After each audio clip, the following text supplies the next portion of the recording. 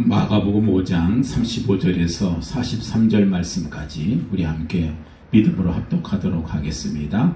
아직 예수께서 말씀하실 때에 회당장의 집에서 사람들이 와서 회당장에게 이르되 당신의 딸이 죽었나이다. 어찌하여 선생을 더 괴롭게 하나이까?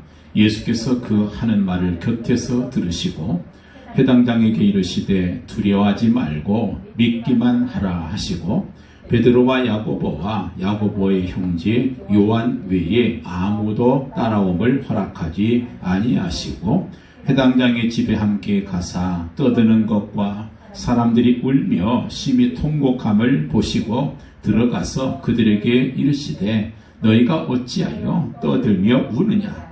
이 아이가 죽은 것이 아니라 잔다 하시니 그들이 비웃더라.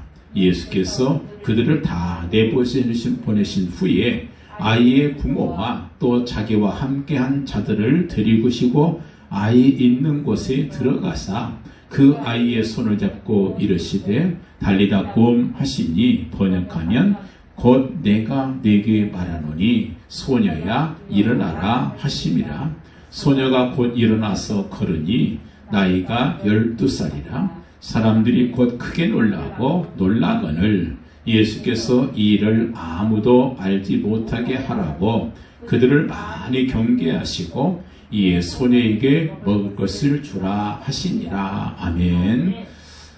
사람들이 자꾸 배가 아파서 고통받다가 죽어가는 걸 보면서 한 의사가 이런 생각을 했습니다. 저 뱃속에 뭐가 문제가 있지 않겠는가? 그렇다면 그 뱃속에 있는 그 문제를, 그 병을, 그것을 제거해보면 되지 않겠는가? 이런 생각을 메이어라고 하는 그런 의사가 처음으로 생각해 봤습니다. 배를 찢어서라도 아픈 부분을 해결하면 된다. 이런 생각은요, 인류가 생기고 나서 처음으로 생각한 거예요. 이 얘기를 계속 하니까 다른 의사들이 뭐라고 말하냐면 저 메이어 박사 미쳤다. 저 의사 미쳤다. 사람 생각해 보세요. 배를 째면 어떻게 되겠습니까? 피가 날 거 아니겠어요? 그 피를 많이 흘리면 죽습니다. 그런데 배를 째서 살리겠다니 어떻게 살겠냐? 미쳤다 그랬어요.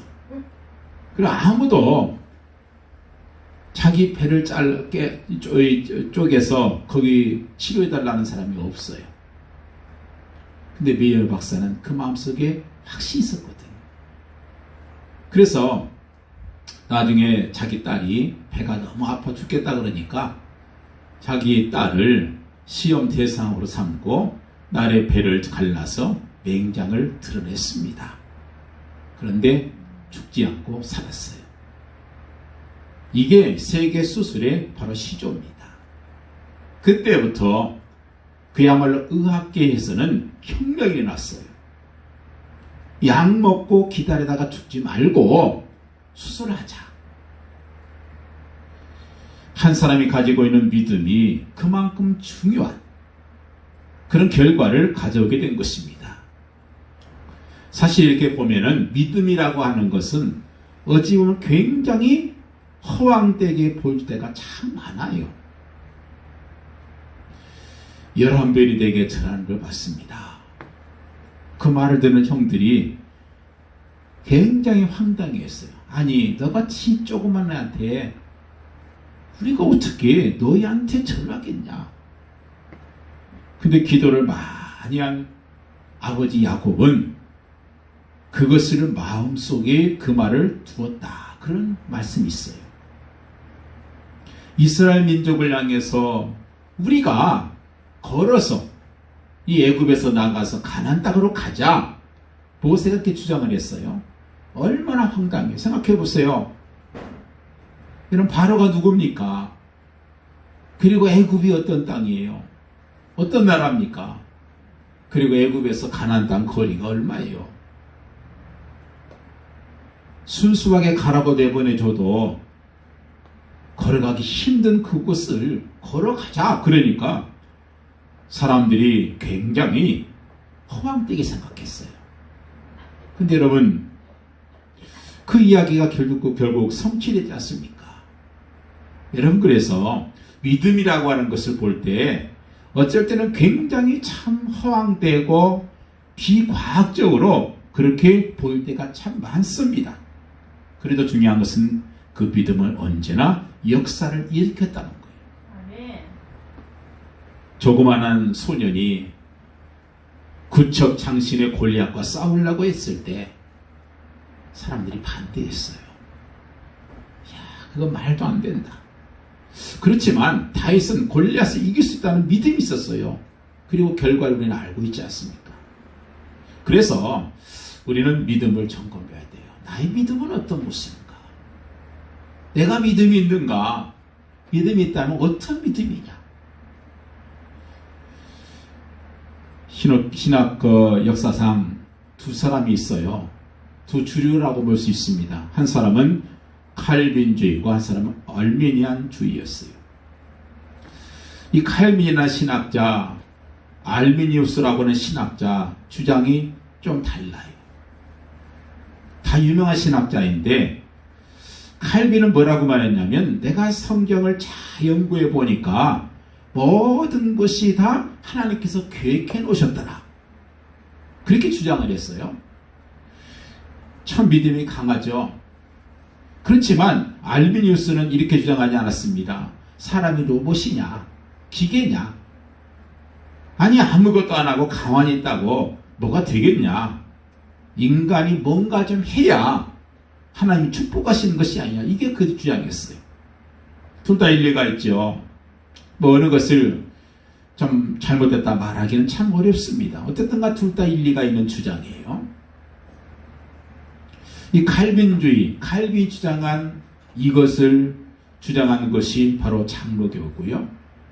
그리고 이 알메니언주의가 성결교고 거기에서 나온 것이 순복음교고 또 감리교도 그쪽입니다. 지금 와서 보면 장로교가 제일 크긴 하지요. 자, 우리는 믿음 그랬을 때 적어도 우리는 세 가지 단계의 믿음을 구분할 줄 알아야 돼요. 성경에서 믿음 그러니까 똑같은 믿음인데 그렇지 않습니다. 성경을 자세히 보면은 거기에는 세 가지 종류의 믿음이 있다는 것을 우리가 알 수 있어요. 세 가지 종류라도 할 수 있겠고 세 가지 단계라고도 말할 수 있습니다. 그 첫 번째 믿음이 어떤 믿음이냐? 바로 구원 얻는 믿음이에요. 이것은 하나님께서 주신 선물입니다. 우리가 노력한다고 될 수 있는 게 아니에요. 내가 믿어야지. 여러분 중에 혹시 내가 노력해서 태어난 사람 있습니까? 여러분 육신의 생명을 얻는 것도 우리 마음대로 할 수 없잖아요. 내가 노력해서 된 것이 아닙니다. 마찬가지로 구원 얻는 것은 내 마음대로 할 수 있겠냐 이 말이에요. 그런 의미에서 칼빈주의가 맞습니다. 우리 인간은 창세기 3장 이후로부터 다 망했어요. 완전히 타락했습니다.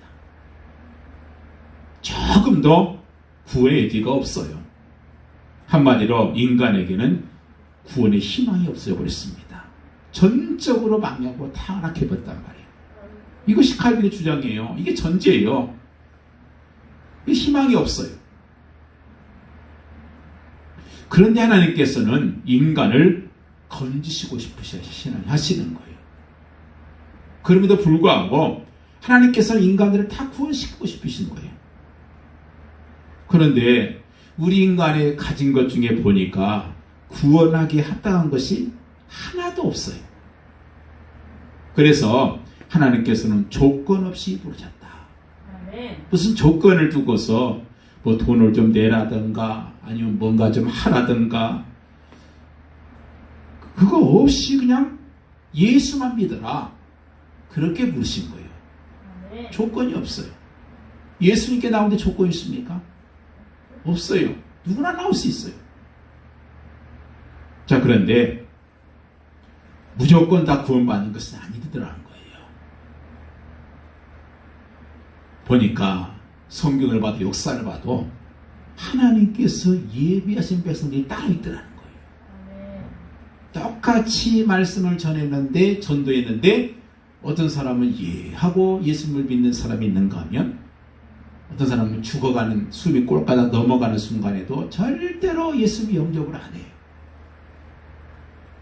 이제 죽잖아요. 죽는 순간에 예수님 마음속에 영접합니다. 믿습니다. 그러면 되잖아요. 근데 안 해요. 죽어도 안 해요. 그래서 보니까 하나님께서 예비하신 백성들이 따로 있구나. 그리고 그 예비된 백성들은 그 시간표가 되면 아무도 막을 수가 없고 자신도 거부할 수가 없더라. 여러분, 내가 거부한다고 구원 못 받습니까? 절대로 거부할 수 없어요.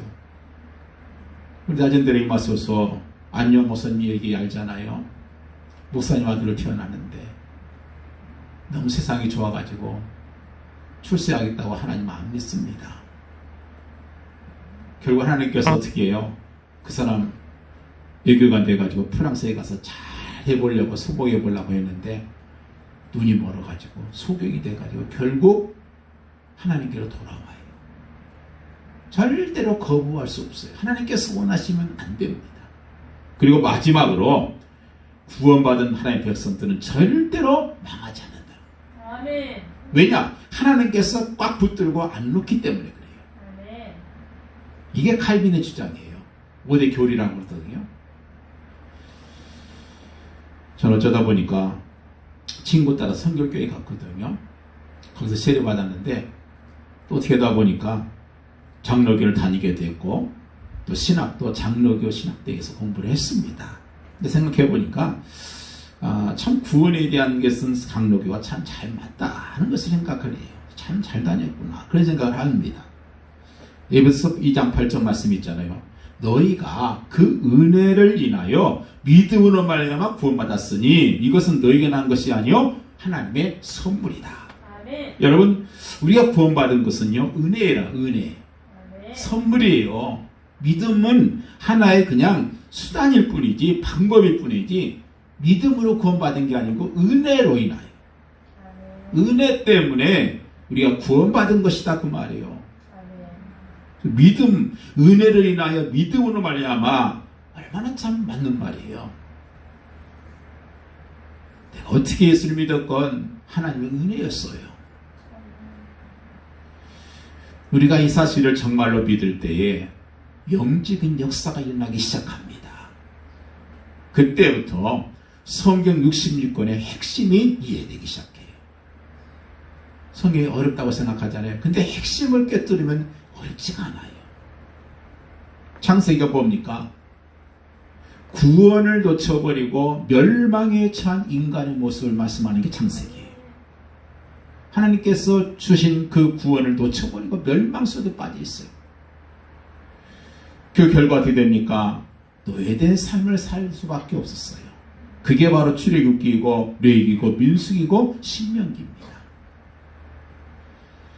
이제 구원의 언약을 붙들고 가나안 땅에 들어가서 영적인 삶에서 승리하는 것이 여호수아, 사사기, 룻기예요. 가서 가나안 땅에 가서 영적인 싸움해라. 이겨라. 이제는 제사장과 왕과 선지자를 뽑아서 하나님 제대로 바르게 좀 믿어라. 그것이 구약의 역사서입니다. 이처럼 제사장을 뽑고 왕을 뽑고 선지자를 뽑아서 하나님을 잘 믿어보라고 그렇게 해서 그렇게 믿었는데 구원이 안 돼요. 그래서 참된 메시아를 기다리라. 이것이 바로 구약의 결론이에요. 참된 메시아가 와야 된다. 그래서 참된 메시아 되신 그분, 그리스도 되신 그분께서 성경 예언된 대로 오셨다. 그것이 복음서예요. 그러면 예수를 참된 메시아신 예수를 믿으니까 진짜 증거가 왔느냐? 어떤 증거가 왔느냐? 이것이 사도행전부터 시작해서 서신서가예요. 바울 서신, 베드로서 이런 것들이 다 그 서신서잖아요. 그리고 마지막으로 우리가 왜 하나님의 자녀가 되어야만 하느냐? 왜 예수 안 믿으면 안 되냐? 그냥 신의 생활 대충 하면 안 되겠느냐? 그냥 빠지고 싶으면 빠지고. 그렇게 하면 왜 안 되겠냐? 요즘 너무나 힘들잖아요. 코로나도 그렇고 놀러 갈 때도 많은데 왜 우리가 와서 예배 드리고 있어야 되느냐? 주 5일째 근무가 시작되면서 이틀씩 쉬는데 놀러 가면 얼마나 좋아요. 오늘같이 또 연휴가 또 겹친데 놀러 가기 참 좋잖아요. 그런데 왜 굳이 우리가 교회 와서 예배 드려야 되고 굳이 또 헌금을 해야 되고 왜 전도하면서 살 필요가 어디 있느냐? 이거에 대한 답이 바로 요한계시록입니다. 마지막 시대를 사는 비밀. 이 세상이 전부가 아니더라는 거예요. 요한계시록 보니까 그게 아니더라는 거예요. 바로 지금 제가 말씀드린 66권, 이게 성경 66권의 전체입니다. 이게 핵심이에요. 이 관점 성경을 보면은요, 이해가 쉽습니다. 자, 이것을 이렇게 이해하면 되는 거예요. 좀 파고 들어가 보면 교회사 항상 이 두 가지 싸움이 있었습니다. 교회사 전체가 그래요. 믿음으로 구원받는다? 아니다. 행함도 해야 된다. 이게 교회사 싸움이었어요. 바리새인들은 행함을 주장했잖아요. 그런데 바리새인들이 결국 망했습니다. 오직 예수를 믿어야 된다고 했습니다. 나중에 중세교회에 있다 와가지고 또 행함을 또 주장해요. 행함을 막 주장하다 보니까 나중에 어디까지 가요? 면죄부를 사라는 거예요. 죄를 용서받는, 돈을 내고 편을 사면 구원받는다. 그것까지 가요. 아주 막 갈 때까지 가버린 거죠. 그때에 완전히 반대되는 주장을 한 사람이 루터와 칼빈이지 않습니까? 오직 의인은 믿음으로 말미암아 살리라. 아멘. 자, 이 말이 맞잖아요. 성경에 보니까 오직 믿음으로 말미암아 의인은 살 것이다. 그런데 이 말이 맞긴 맞는데 그 당시 사람들에게는 이해가 안 돼요. 그래서 힘 있는 단체에서 이단으로 몰아서 죽이려고 했습니다. 자, 예수 이야기보다도 삶의 행함을 얘기하는 것이 더 편해요.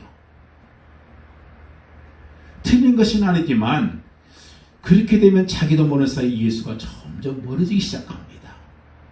그리고 행함이 강조되는 거죠. 원래 사람의 본성은요, 복음보다는 율법에 더 가깝습니다. 세상에 많은 종교들이 다 율법이잖아요. 한마디로 율법이에요.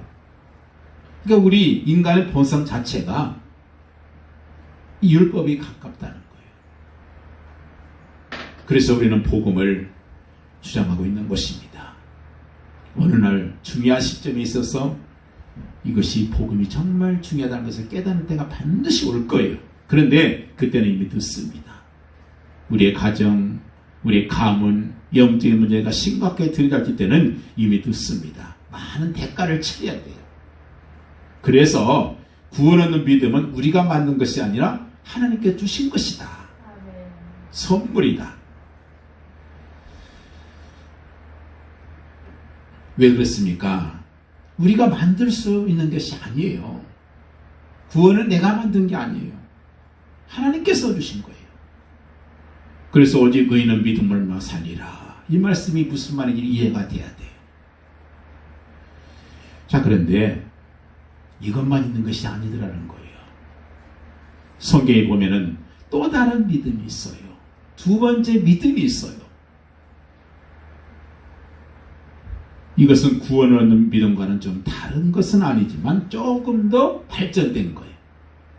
자, 생각해 보세요. 하나님이 분명히 살아계시다는 확신이 정말 있다면, 그리고 또 하나 정말 내가 하나님의 자녀가 분명하다고는 그 확신이 전제되어졌을 때에 생기는 믿음이 있어요. 하나님이 살아계시고 내가 하나님의 자녀가 맞고 이 확신이 오게 되면 그 다음에 새로운 믿음이 또 생겨요.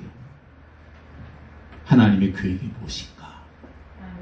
하나님의 섭리가 무엇인가? 이 사실이 믿어질 때가 있어요. 그리고 그것이 믿어졌을 때에 바로 역사가 일어납니다. 오늘 본문이 바로 이 두 번째 믿음이에요. 여러분 오늘 말씀의 해당장에 그 딸이 산 것은 그들의 믿음 때문이에요. 두 번째 믿음입니다. 자, 홍해 앞에 있었습니다. 이스라엘 백성들이. 하나님께서 뭐라고 하셨겠어요? 너희들은 반드시 가나안 땅으로 가게 하시겠다. 약속이 있어요. 그것은 하나님의 계획입니다. 하나님의 계획인데, 그런데 그 앞에 홍해가 막히면 어떻게 해야 돼요? 중어동물 속에 들어가야죠. 하나님의 계획이 있다는 것이 확신되면. 요단강을 앞에 두고 그들이 뭘 생각했습니까? 하나님께서 분명히 가나안 땅으로 들어가게 하시겠다. 약속이 있어요. 그래서 죽을지도 모르는데 제사장들이 언약궤를 메고 요단강으로 들어갑니다. 그들이 요단강 속에 들어가서 잠겼을 때 요단강이 갈라져요.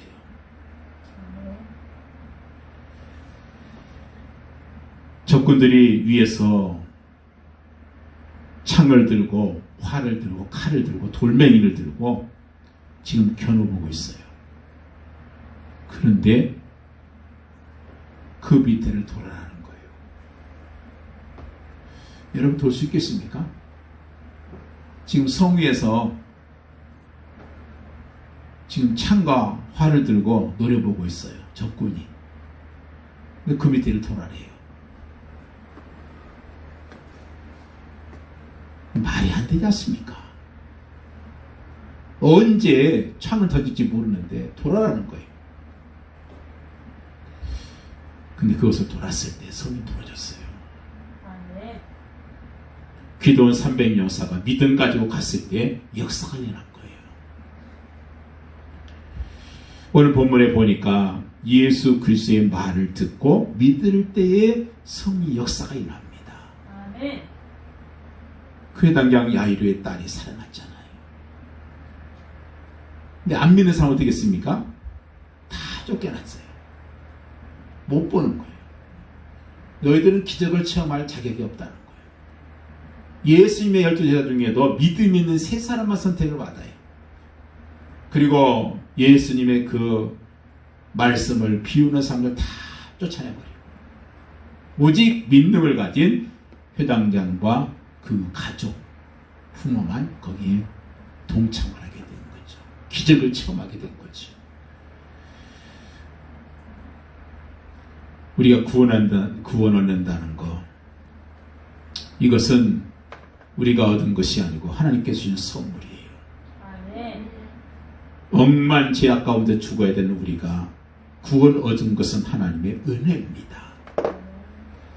사실 저와 여러분들이 우리의 과거를 끄집어낸다고 하면 참 부끄러운 게 많잖아요. 감히 어떻게 우리가 구원을 받을 수 있겠어요? 그렇지 않습니까? 우리가 어렸을 때부터 연필 훔친 것부터 시작해가지고 잘못한 거 다 생각하면 어떻게 구원받을 수 있겠어요? 죄가 없어야 구원받지요. 저도 어렸을 때 우리 옆에 그 과수원 있어가지고 그 과일 많이 설에다 먹은 거 생각하면 지금도 그래요. 여러분 그런 죄 뭐 저만 있겠어요? 다 있을 거 아니겠어요? 그런 죄 생각하면요 우리는 구원 못 받아요. 우리 자신 없어요. 근데 하나님께서 우리를 그리스도의 십자가로 모든 죄를 다 담당하시고 구원 주신 것입니다. 자, 그렇다면 거기에서부터 두 번째 따라오는 것이 뭐냐? 하나님의 계획이 뭐냐는 거예요. 하나님의 뜻이 뭐냐는 거예요. 이 사실을 믿는 순간부터 하나님께서 이제 시작을 하시는 거예요. 그래서 우리는 두 번째 믿음을 꼭 이해해야 돼요. 우리가 실패하지 않으려면 하나님의 계획을 볼 줄 알아야 돼요. 하나님의 계획을 못 보니까 실패하는 거예요. 이게 너무 중요합니다. 요셉이나 다윗이나 사무엘이나 다니엘 같은 사람은 일찍부터 그 믿음을 발견했어요. 두 번째 믿음을 발견한 거예요. 그들이 가지고 있는 믿음, 이 너무 중요합니다. 하나님의 계획을 빨리 발견한다고 하는 것은 그만큼 믿음이 중요한 믿음이라는 것이죠. 우리가 하나님의 중요한 계획을 발견할 때부터 그때부터 굉장한 응답은 오게 되어 있습니다. 그래서 우리는 두 번째 믿음을 발견해야 돼요.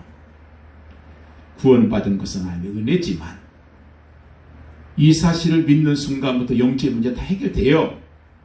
내가 예수님 때문에 구원받았다. 그러면 내 영적인 문제 다 해결되어 버렸어요. 자, 그 다음에 두 번째 믿음이 필요한데 그걸 갖기 위해서 우리가 기도하는 거 아니겠어요? 왜 기도합니까? 하나님의 계획이 무엇이냐 발견하기 위해서 기도하는 거예요. 우리가 왜 말씀을 묵상하고 말씀을 자세히 듣습니까? 하나님의 계획이 무엇인가 이걸 알아야 되잖아요. 우리 머리는 도저히 이해가 안 되는데 왜 양보해야 되느냐? 하나님의 계획이 무엇인가를 발견하기 위해서. 너무 답답한데 왜 기다리고 있습니까? 하나님의 계획이 무엇인가 발견하기 위해서. 어떨 때는 정말 하기 싫은 것이 있습니다. 그래도 하나님의 계획이 무엇인가? 이럴 때 우리는 다 희생할 수 있어요. 하나님의 계획이 무엇인가? 이것이 우리의 믿음이에요. 정말 구원받았다면 그 다음에 오는 한 단계 발전된 믿음, 이 믿음을 우리가 회복해야 돼요. 자, 그렇다면 우리가 지금부터라도 작은 일에서부터 하나님의 계획을 늘 물을 수 있는 그런 믿음을 우리가 소유하시길 바랍니다.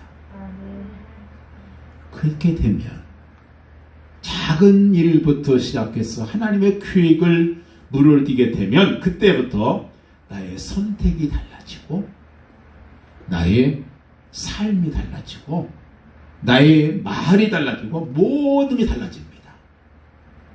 하나님의 계획이 무엇인가? 우리는 이미 저주에서 해방되었습니다. 그래서 이것만 발견하면 우리 신앙생활은 실패했다 할지라도 그건 성공이에요. 그것만 발견하면 우리 교회에 대한 하나님의 계획이 무엇일까?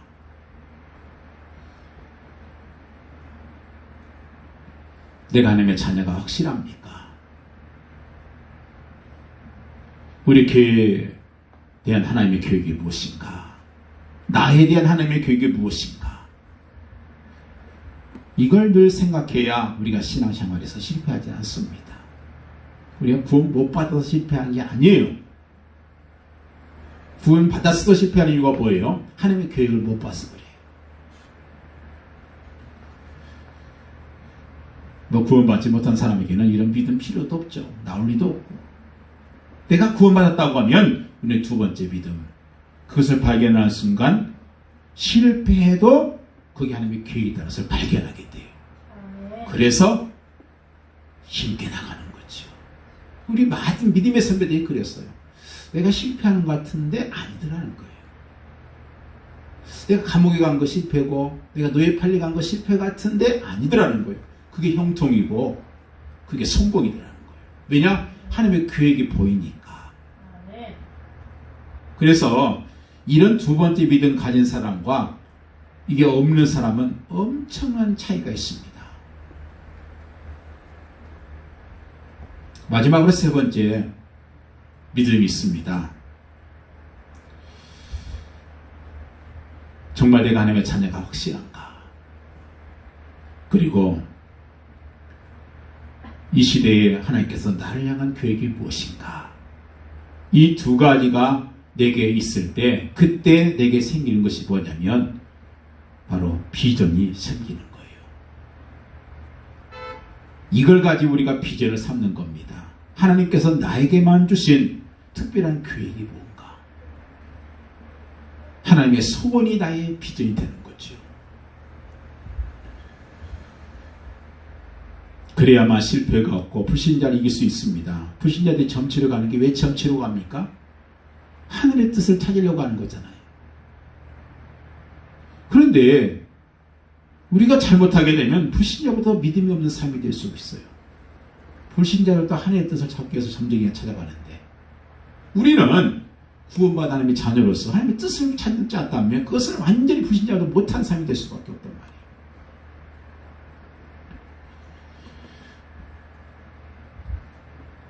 믿음을 가지고 어릴 때부터 큰 비전을 품은 사람들은 다 성공했다는 것이 성경의 기록들이에요. 나이가 많을지라도 오늘 큰 비전을 품으시길 바래요. 우리가 몰라서 그렇지. 우리가 큰 비전을 품으면 어지간한 병은 다 낫습니다. 비전이 없으니까, 소망이 없으니까 구석구석 몸 구석구석에 병이 생기는 거예요. 암이 갑자기 생기는 겁니까? 절대 감기처럼 그게 갑자기 오는 게 아니에요. 오늘 말씀을 들으면서 우리 나름대로 하나님 주신 계획을 붙잡고 비전을 품으시길 바라요. 큰 병은 갑자기 오는 게 없어요. 내 몸과 내 생각과 여러 가지 것들이 억압되어 있다가 나타나는 것이 바로 큰 병입니다. 그래서 우리 하나님의 계획 붙잡고 비전을 잡으면 육신의 문제도 해결돼요.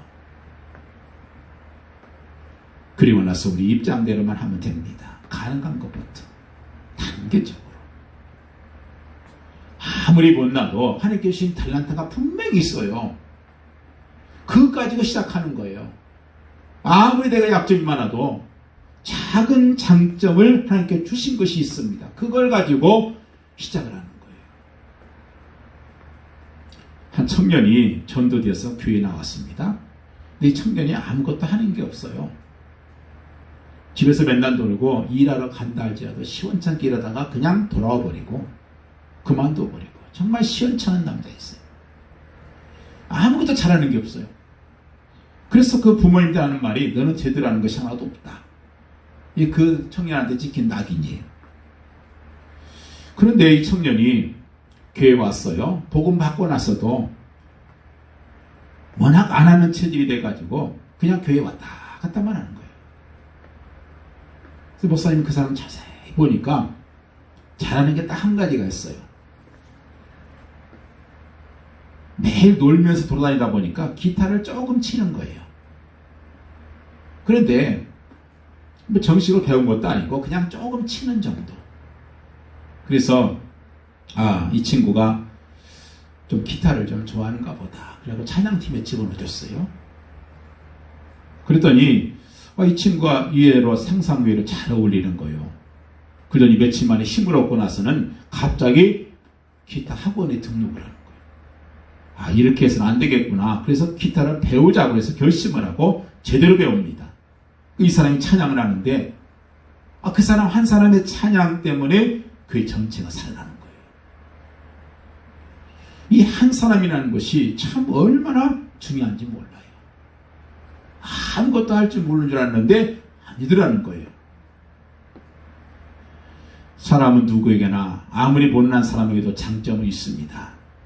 가능한 것 가지고 단계적으로 조금씩 시작하고 비전을 품고 최선을 다하다 보면 그냥 하는 것이 아니라 비전 가지고 최선을 다하면 그때 눈이 열리는 거예요. 하나님께서 나를 준비한 것이 너무나 많구나. 이게 깨달아지는 거예요.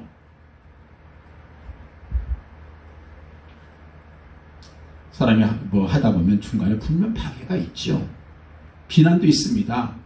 오늘 말씀 보면 예수님께서 해당장 야일의 딸을 살려주겠다니까 비웃잖아요. 그냥 비운다고 했는데 아마 조롱했겠죠. 아이고, 저 젊은이 미쳤구만. 아니 죽었는데 뭐 살았는데 아마 비난하는 사람 많았을 거예요. 뒤에서. 중간에 가다 보면 무슨 일이 위기가 있어요. 위기가 없는 일이 어디 있습니까? 세상에 위기 없는 일은 없어요. 안 하던 것을 하려니까 문제가 생기죠. 아무것도 안 하면 문제도 없습니다. 뭔가 하려고 하면 문제가 많아요. 근데 이것을 왜 문제가 생겼지 생각하지 말고 당연하다 이 생각해야 돼요. 당연하다. 이건 당연한 것이다. 그때마다 우리는 어떻게 해야 돼요? 갱신의 기회를 만들어야 돼요. 나를 갱신하는 거예요. 그때마다 생각을 바꾸면 돼요. 생각을 바꾸면 얼마든지 문이 열립니다. 우리가 일하다 보면 누군가 비난하기도 하겠죠. 근데 그 비난을 비난으로 받아들이면 한계와 버립니다. 이것도 하나의 의견이다. 그러면 돼요. 이것도 하나의 의견이다. 이게 생각하면 됩니다. 우리가 뭘 하면은 다른 사람이 무슨 말 할 수 있습니다. 거기에 다 신경 쓸 수는 없어요. 신경 쓰면 안 됩니다. 그렇지만 또 안 들어도 안 돼요. 그저 이 소리도 나를 도와주려고는 소리다. 이렇게 생각하면 돼요. 나를 도와주려는 소리다. 조금 기분 나쁘게 얘기해서 그렇지, 좀 얘기도 좀 기분 안 나쁘게 잘하면 좋겠는데, 좀 기분 나쁘게 얘기해서 그렇지, 이것도 나를 도와주려는 소리다. 어쩌면 하나님께서 나에게 주시는 음성일 수도 있다. 다윗이 그랬잖아요. 아들 압살롬의 혁명을, 반란을 피해서 도망가다가, 이게 하찮은 어떤 노인네가 자기를 비난하니까 저것도 하나님께서 쉽게 나에게 하신 말씀인지 모르지 않느냐. 여러분, 그렇습니다. 나를 도와주려는 소리예요. 이렇게 생각하면, 그리고 언약 붙잡고 나가면 얼마든지 우리의 한계를 벗어날 수 있습니다. 그래서 이 세 가지 믿음이 너무 중요하다는 겁니다. 오늘 말씀 36절에 그랬잖아요. 예수님께서 이런 말씀하십니다. 예수께서 하는 말을 곁에서 들으시고 회당장에게 이르시되 두려워 말고 믿기만 하라. 두려워 말고 믿기만 하라. 누구한테 하신 말씀이에요? 회당장목 하신 말씀이잖아요. 두려워하지 말고 믿기만 해라. 왜 그래요? 그리스도를 만난 자는 믿기만 하면 돼요. 아무 데나 가서 믿으면 안 돼요. 그리스도를 만난 자만 믿으면 된다는 거예요. 하기그 믿으면 되겠습니까? 이상한 신 믿으면 되겠냔 말이에요. 그리스도를 만난 자만은 예수 그리스도를 만나고, 그리고 예수 그리스도를 통해서 구원받은 우리들은 이제 할 거 없어요. 그냥 믿기만 하면 돼요. 내가 예수를 믿는 순간, 내가 예수를 영접하는 순간, 나도 모르는 사이에 과거는 물론이고 미래까지 다 바뀌어져 버렸기 때문에 이제 믿기만 하면 된다는 거예요. 그럼 안 믿으면 어떻게 되는가?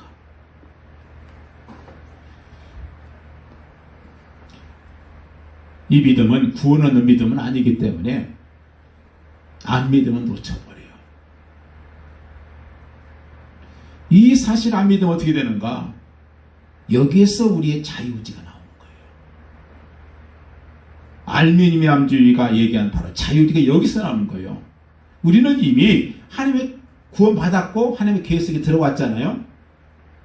그런데 하나님께서 우리에게 주시는 개인적인 축복을 안 믿으면 어떻게 돼요? 못 받는 거죠. 놓쳐버리는 거죠. 못 누리는 겁니다. 기회를 놓치면요, 죽지는 않아요. 믿음이 없어서 기회를 놓쳐버리면 죽지는 않습니다. 구원 못 받는 건 아니에요. 그런데 축복을 놓쳐버려요. 하나님께서 우리에게 준비하신 축복이 너무 많은데, 오늘 만약 이 회당장이 예수님의 말씀을 안 믿었다면 그 딸이 살아나는 그 축복을 못 누리겠죠. 믿었으니까 딸이 살아난 거예요. 아멘.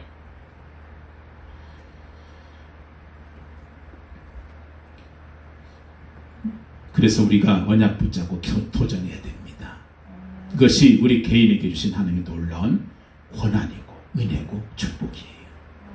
아무한테 준 게 아니에요. 우리에게만 주신 거예요. 구원받은 우리에게, 하나님의 자녀가 된 우리에게, 하나님의 계획 속에 들어와 있는 우리에게만 주신 특권입니다. 이 믿음을 우리가 꼭 회복해야 되겠습니다. 영원한 저주에서 나를 해방시켰다. 그렇다면 하나님께서 나를 향한 계획이 무엇인가? 그리고 이제 하루하루 하나님의 계획을 발견하는 것이 이게 두 번째 믿음이라고 했어요. 그리고 세 번째가 뭔가? 하나님께서 나에게만 주신 특별한 은혜가 있다. 그 언약을 붙잡고 이제는 희망을 품고 비전을 세고 가는 거예요. 나이가 많은 분들도요, 70이 되신 분도 희망을 품고 소망을 품으면요 10년이 젊어져요. 이제 죽을 때가 다 됐다 그렇게 생각하시면 금방 늙어버려요. 한 분 목사님이 늘 참 젊게 살았어요. 항상 희망이 있었어요. 나는 뭐 이것도 해야 되고 저것도 해야 돼요. 그래서 나이보다 훨씬 더 10년 젊어 보이는데 어느 날 보니까 6개월 만에 완전히 바싹 늙어버리셨어요. 은퇴하고 나니까 희망이 사라져버린 거예요. 한 20년 늙어버려 6개월 사이에 20년 늙어버려. 여러분, 우리가 무조건 뭐 하자 그 말이 아니에요. 예수님께서 회당장에 말씀하시기를 믿기만 해라 그랬잖아요. 무슨 말이 이게? 내가 하겠다는 거예요. 내가. 너는 믿기만 해라. 만왕의 왕 되신 예수님께서 하시겠다는 거예요.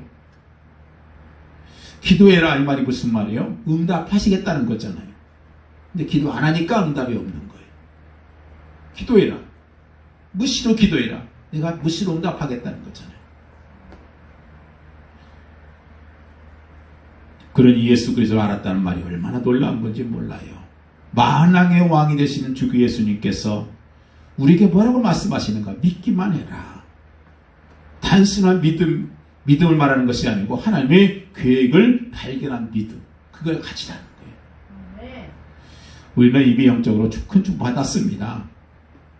우리 한 분 한 분 하나님께서 그러시고 우리 교회를 향한 하나님의 분명히 축복이 있을 거예요. 계획이 있을 것입니다. 우리 나름대로 절망감이 생길 때도 있을 것이고 답답함이 생길 때도 있을 것입니다. 그렇지만 하나님께서 우리 뒤에서 어떻게 하시는지 보낼 수 있는 그런 믿음을 회복하는 시간이 되기 바랍니다. 우리가 희망을 품는다는 것은 단순히 그저 불신자들이 갖는 그런 것이 아니에요. 오늘 세 가지 믿음을 꼭 기억하시기 바랍니다. 우리를 억만 저주에서 건지신 구원 얻는 믿음, 그리고 하나님의 계획을 발견할 수 있는 믿음, 그리고 이제 나에게 주신 특별한 축복을 발견하는 그런 믿음, 이것을 가지고 기도를 시작하시기 바랍니다. 이제 새롭게 시작하시기를 바라요. 나이에 상관없습니다. 우리 형편에 맞도록 새롭게 시작하시기 바라요. 아무리 내가 실패 가운데 있어서 상관없습니다. 이제 믿기만 해라. 예수 그리스도를 믿는 자 믿기만 해라. 그리스도라는 단어가 보통 단어가 아니잖아요. 그것을 믿기만 하라는 거예요. 그 믿음 가지게 되면 하나님께서 부어주실 것이다. 이 말씀입니다. 그러니 희당장에게 그대로 증거가 나타났잖아요. 믿기만 했더니 해당장이 한 게 뭐예요? 없어요. 하나님께서 우리 딸을 살리시려고는 계획이 있구나. 이걸 발견하고 이것이 하나님께서 주신 계획이구나. 이걸 발견하고 믿으니까 증거가 나타나잖아요. 오늘 여러분 큰 축복을 회복하는 귀중한 날이 되시길 바라고, 우리 인생 자체가 새로 시작되는 그런 축복의 날이 되시기를 예수님으로 간절히 축원을 드립니다. 기도하겠습니다. 할렐루야. 아버지 감사합니다. 오늘도 주님 사랑하시고 인도하셔서 우리에게 정말 이 세 단계의 믿음을 다시 한번 정리하고 이 믿음을 회복하는 시간 되시기를 되도록 주님 도와주옵소서.